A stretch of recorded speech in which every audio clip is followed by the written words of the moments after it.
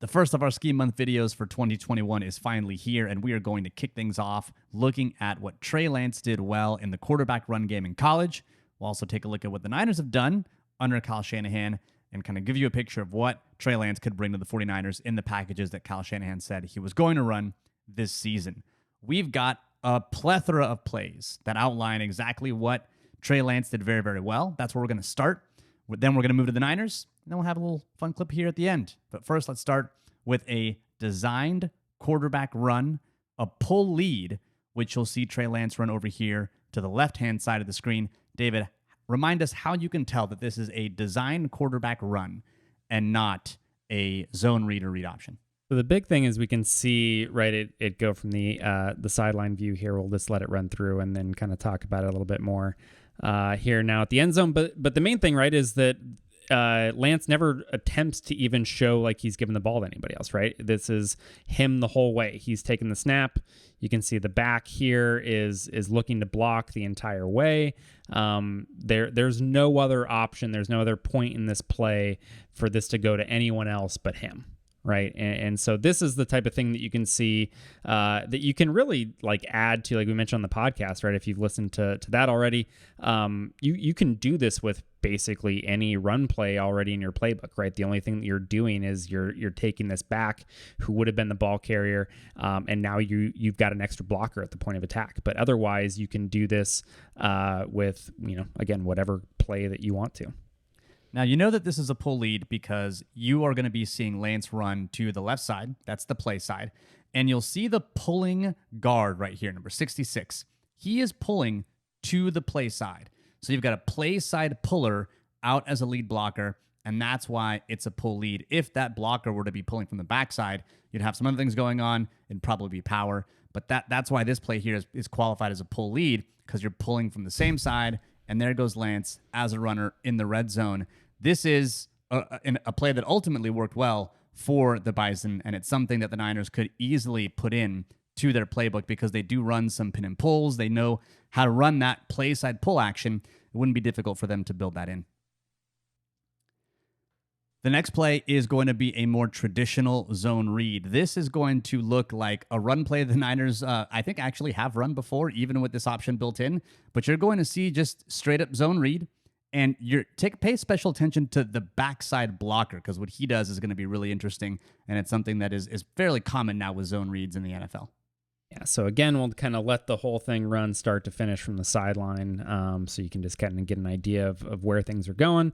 But yeah, essentially we're going to get to really the most, I think, vanilla of kind of the read option game, quarterback run game stuff once you start adding the option capability in, right, which is this zone read. So essentially the thing that you're looking at, right, is you've got obviously your offensive line here. They're all zone blocking left, right? And the back is the guy that's going to be following them. So that's kind of your first option, right? So you've got the back following that inside zone blocking there, and you can do that. And then the other thing you've got, right, so you'll notice this guy here is left unblocked, right? And so if you remember back to the podcast, we talked, there were 3 things that you want to look for to identify whether there's an option on the play. And the first thing is going to be, you can see Lance here, 2 hands on the ball, right? 2 hands on the ball, getting that in the back's belly. So that tells you that there's an actual option to give the ball to the back, right? Because that's what you would, the type of mechanics that you would expect if he's going to hand it off, right? He needs to get it in the belly of the back so that he can take that. But he also needs to keep 2 hands on, because if he keeps it, he needs to be able to pull it out of there. So that's the first thing you see. The second thing is this unblocked defender here. Ignore that excellent circle work. I was going to say, your circle game is strong. I know it's been a minute. Look, but man, it came back. It's been a little while, okay? I got to get back up to speed here. But you've got that unblocked defender, right? And so that's part 2. You need somebody to read if there is going to be an option. And then the other thing, you need to see where the quarterback's eye is looking, right? You want to see him looking at that unblocked defender, because he needs to see what that player is going to do, and that's going to tell him is going to determine what he ends up doing with the ball, right? Whether he gives it to the back or whether he keeps it. So you get all of those elements here, and what you're going to see is this end is going to squeeze down here and try to basically go after the ball carrier option, the running back option. And so once he squeezes in, that kind of gives Lance the tell that he's going to pull this around. And then the wrinkle that you get here that you kind of mentioned in the lead up, right, is the block of this guy. And so a very common just zone adjustment, right, is you're going to get that split zone that we've talked about where he would actually be coming down and he would kick that end out. So if you just ignore the quarterback element of it, right, you would see the 49ers do this all the time, right, where they're going to just give the ball. This tight end's going to come and kick that end out, and you're looking to really kind of hit it in this space here. Instead, he's going to sell that block, right? He wants to make that end. You can see him even dip his shoulder right in there. He wants to make that end think that he's going to block him, and that helps kind of make sure that he continues working inside, and he's really going to wrap around and get this linebacker, right? Yeah, and that's called a bluff block because he's bluffing the block, or sometimes when I think Harbaugh ran it, oftentimes you'd see it run as an arc block. Really what the goal is to get the linebacker who's supposed to scrape over, who can scrape over and get the quarterback. And so you're effectively dealing with how defenses typically play something like this by having someone switch that gap, play the outside gap, which is what that linebacker really should do. But oh, wait, there's someone who's there who's ready to block him. And it fits in exactly with what the Niners already do because their split zone run looks exactly like that. I mean, that's a sift block that Juice runs all of the time. And so it's going to be fairly easy to bring this package in for the 49ers and have Trey Lance run it if they so desire. And this gets you right to the benefit, one of the things we talked about with like, why is the quarterback run game even effective, right? And so if you think about this again, back to, okay, if the quarterback run isn't an option, well, he's worthless, right? As soon as he hands the ball off, you're going to get this guy blocking the end, but this guy's still unblocked, right? Because, this double team's working here. These guys are trying to get up here. And so this guy's still a problem and he's going to be unblocked in the hole. And that basically makes it down to a one-on-one situation with him in the back, right? And so you're left at a disadvantage from a numbers perspective because this free runner is right here where you want to basically be able to hit the run. But when you can now read a defender and leave him completely unblocked and add your quarterback as an actual threat to run the ball, you get the numbers twisted in your favor, right? You ignore this guy, you leave him irrelevant on the play, and now you can block the one guy that you couldn't block before, and that leads to, first down yardage in this case. So now we get to another zone read, and this play is just going to be another example of Trey Lance running this play effectively from a different look. But one that ends up relatively successful nonetheless. We can get to it here. We're going to get it. Again, we're rusty. Here we go. All right.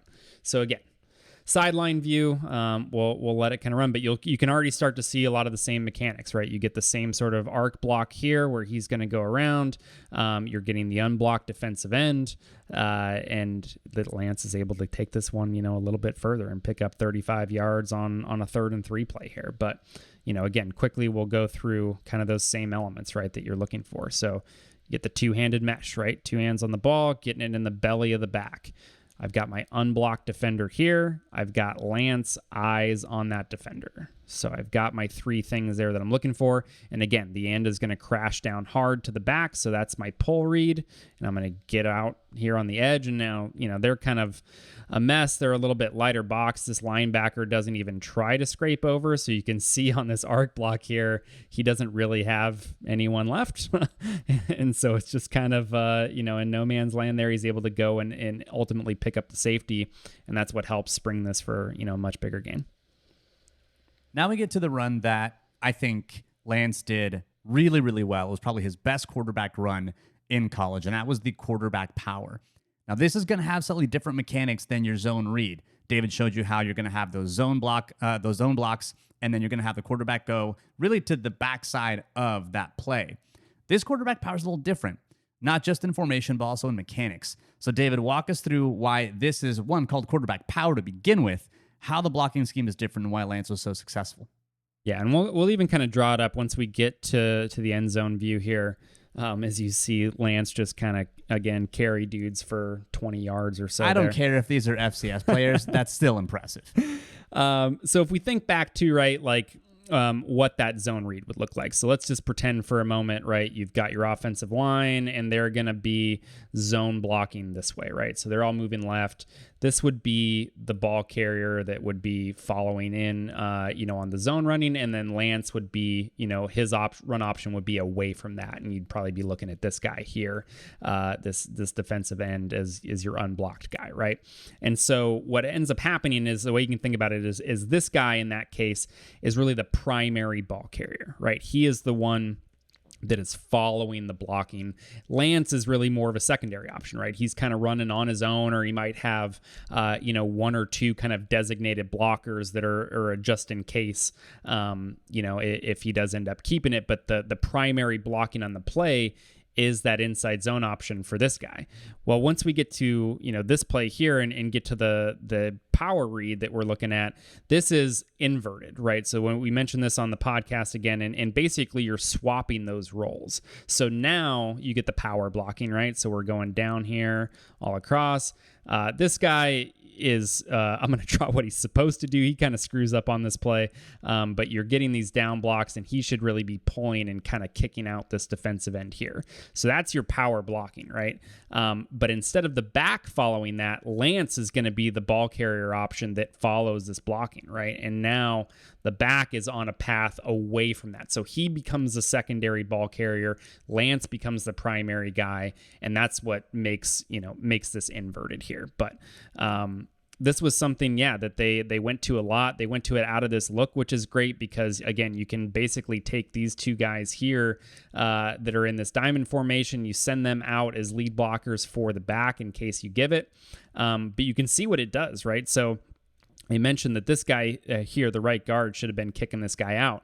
But because of the design of the play, he actually gets pulled out anyway, right? Both the backer and this defensive end here that are kind of left unblocked are getting taken away with this action here from the backfield, and you get that full flow over to the left. And now Lance is the one that gets to step up and hit it inside and follow the offensive line's blocking, and ends up, with a ton of space to do it, especially once he starts dragging guys. So the primary blocking scheme is what will tell you the blocking scheme will tell you who the primary runner is. And in the world where the quarterback is the running behind that primary blocking scheme, they're the primary option. And then you got the constraint option, which tries to keep defenses honest. Here is another quarterback power, a power read that is run with a bit better blocking scheme, even if the play isn't as successful. That also shows what this can do to defenses when Lance is really attacking the heart of the defense on really what is a quarterback power play, because the backside guard is pulling to the front side of the play. Yeah, so you can see a very similar look, right? So we get the same formation from North Dakota State here. We're actually in a very similar front for the defense. Linebackers are a little bit further inside this time, lined up, more in the B gaps there as opposed to head up on the tackle. But we get a very similar picture here. And so here instead you can see how this guard does a better job this time of getting around, and then now he's going to go and kick out that end, right? And so this is kind of more what it's supposed to look like, but you see all the same elements, right? They're going to leave this guy and this guy unblocked. So this is really this end here is still the read defender. But what they're hoping and what happens is that this backfield action here with these two guys going this way, it's going to pull this linebacker, because this linebacker's reading, a lot of times backfield action.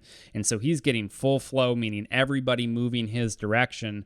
And he's going to think that he needs to get out there, right? So you're kind of taking him out of the picture with the design of the play. You get the guard that comes this time and actually takes care of the end. And now this is kind of how you draw it up, right? And if you get the successful blocks here, this guy's getting the kick out. If he's able to steal on this linebacker, I mean, you've got nobody there, right? Because now that linebacker is getting pulled out of the play. So again, same design that we talked about before, but just getting to see it a little bit more well executed from a blocking standpoint. And this is I think something that Lance reads very well, something that he's obviously going to be comfortable with because he did it a bunch at North Dakota State, and something I would very much expect to see the 49ers doing. Well, if that's what Lance has done well, what have the 49ers done well? Let's take a look at one of their more successful zone read plays with the human battering ram himself, CJ Beathard. This is going to be it's ridiculous, really, watching this happen. But you get a lot of window dressing for what amounts to effectively a basic zone read here. So if you'll remember, you've got, your zone blocking from the offensive line. You've got a little bit of motion, right, which is going to pull from Ayuk, which is going to pull some people over that way. But really, because they're blocking zone to the offense's right, the primary ball carrier is going to be your running back right there. Wants to look like one Mr. Jeff Wilson. And so the constraint here is going to be C.J. Beathard. Now, there's your read defender. He is not thinking that C.J. Beathard in any way, shape, or form is going to keep this ball.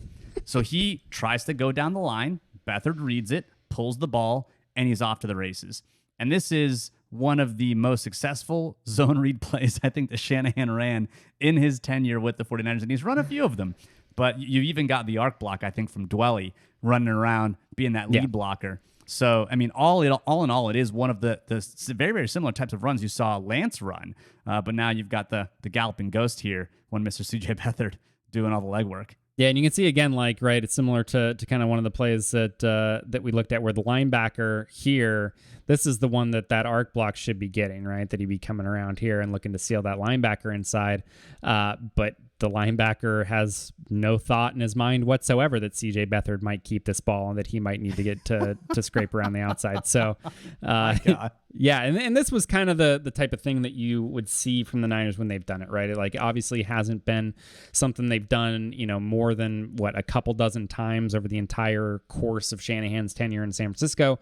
But they would spring it on you every once in a while, and a lot of times they would get this sort of result, right, where everybody's surprised and Beathard's able to kind of get a decent chunk of yardage before getting just annihilated like usual.